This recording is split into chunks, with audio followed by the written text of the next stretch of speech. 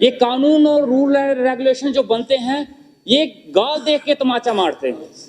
जिसकी गाल मुलायम होगी उसको सहला दिया जाएगा और जो गाल गरीब की होगी उसको जोर से खींच के तमाचा पड़ता है। हमारे सरथल में जो बहुत खूबसूरत जगह है, वहां एक गरीब आदमी ने अपने अपने घर के पालन पोषण के लिए एक छोटा सा खोखा खोला। रूल एंड रेगुलेशन की गाड़ियां वहां पहुंच गई और रातों रात उस गरीब आदमी का खोखा उठा के फेंक दिया गया। लेकिन वहीं पे उसी जगह पे 75 कनाल जगह जो वाइल्ड लाइफ के अंडर आती है और यहाँ पे आप परमानेंट कंस्ट्रक्शन नहीं कर सकते, वहां पे 5 स्टार होटल बनाने के लिए वो बाहर के किसी आदमी को दे दी गई। अगर यही जगह वहां लोकल आदमियों को दी जाती कि छोटी छोटी कंस्ट्रक्शन की जाए और वो अपना रोजगार चलाए और होटल चलाए, तो मुझे लगता है वहां के लोगों को फायदा होता। लेकिन रूल एंड रेगुलेशन का तमाचा है, गाल देख के पड़ता है। और जनाब, आज मैं रोड्स की बात करना चाहूंगा। हमारे वहां पे एक रोड है देहरी गला टू धमान, जो मोस्ट इंपॉर्टेंट रोड है, 5 किलोमीटर का स्ट्रेच है। अगर ये बन जाता है तो हमारा 50 किलोमीटर का जो सफर है वो कम हो जाएगा बिलावर और कठुआ जाने के लिए। मैं चाहूंगा कि मंत्री साहब इसके ऊपर थोड़ा सा गौर करें। इसके साथ साथ भंडार टू रोड है जो हिमाचल के साथ कनेक्ट होता है, और दूसरा है संदरून टू भंडार। ये दो रोड ऐसे हैं जो हमारे जम्मू कश्मीर को चंबा के साथ कनेक्ट करेंगे। तो मैं चाहता हूं कि इसको इंपॉर्टेंस दी जाए।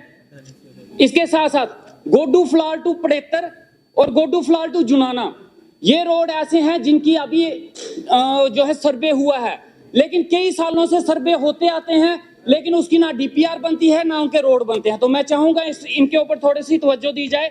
और जनाब, जो रोड बनते हैं उनकी क्वालिटी चेक करने के लिए कुछ ना कुछ प्रावधान किए जाएं, क्योंकि जो रोड्स बनते हैं और जो उनकी बाउंड्री वॉल्स बनते हैं वो एक ही बारिश में सारे के सारे निकल जाते हैं। ना तो रोड का पता चलता है और ना उन डंगों का पता चलता है। तो मैं चाहता हूं कि उसकी क्वालिटी के लिए भी कुछ ना कुछ टीम बनाई जाए।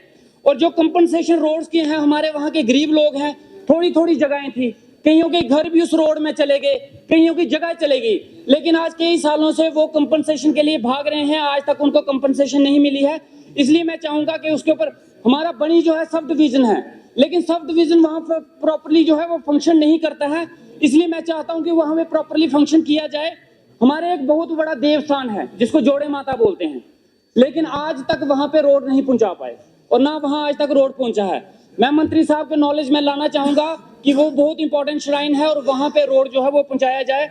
और इसके साथ साथ एक छत्रगला टनल है सर हमारा, जो टनल भद्रवाह के साथ जोड़ता है और कश्मीर जाने का सबसे शॉर्टेस्ट रास्ता होगा।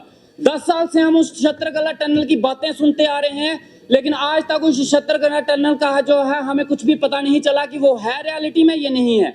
मैं चाहूंगा कि मंत्री साहब उसके ऊपर थोड़ा सा देखें और हमें बताएं, अगर है तो वो उसका काम कब शुरू होगा, अगर नहीं है तो इसको हमारे दिमाग से ही निकाल दे, ताकि हम अपने दिमाग में इस चीज को ना रखें। एक ITI कॉलेज का प्रपोजल है सर, हमने डुगानी ब्लॉक के लिए रखा था और उसके बारे में अभी तक मुझे कोई पता नहीं चला है कि उसके ऊपर कोई काम हुआ है या नहीं हुआ है। और हमारे उस ब्लॉक में लोहेमला डुगानी ब्लॉक में कोई भी ITI कॉलेज नहीं है। मैं चाहता हूं कि एक ITI कॉलेज दिया जाए वहां पे। और इसके साथ साथ जनाब, मैं ये चाहता हूं कि बनी के जितने रोड्स हैं अभी तक इस खस्ता हालत में है, और उन रोड्स पे जल्दी से जल्दी जो है ध्यान दिया जाए। और हमारे एक भाई साहब ने यहाँ पे ईंट के भट्टों की बात की, जनाब बड़ा इंपॉर्टेंट कंसर्न है। हमारे लोकल लोगों का काम खत्म हो चुका है और ईंट बाहर से पठानकोट से आ रही है, पंजाब से आ रही है। और हमारे माइनिंग के नजरिए से मैं एक बात रखना चाहूंगा, हमारे सरथली में बहुत बड़ी माइनिंग का एक काम चल रहा है। हमारे गरीब लोग जो खच्चरों पे रेत लेके जाते हैं, जो ट्रैक्टरों पे रेत लेके जाते हैं, उनको रोक दिया जाता है, उनके ऊपर फाइन कर दिए जाते हैं। लेकिन रातों रात बड़े बड़े डंपर आते हैं, वो पूरी की पूरी रेत लेके चले जाते हैं, उनको कोई रोकने वाला वहां पे नहीं है। तो कुछ लोगों को वहां पे रियायत दी जाए। बहुत बहुत शुक्रिया सर, थैंक यू।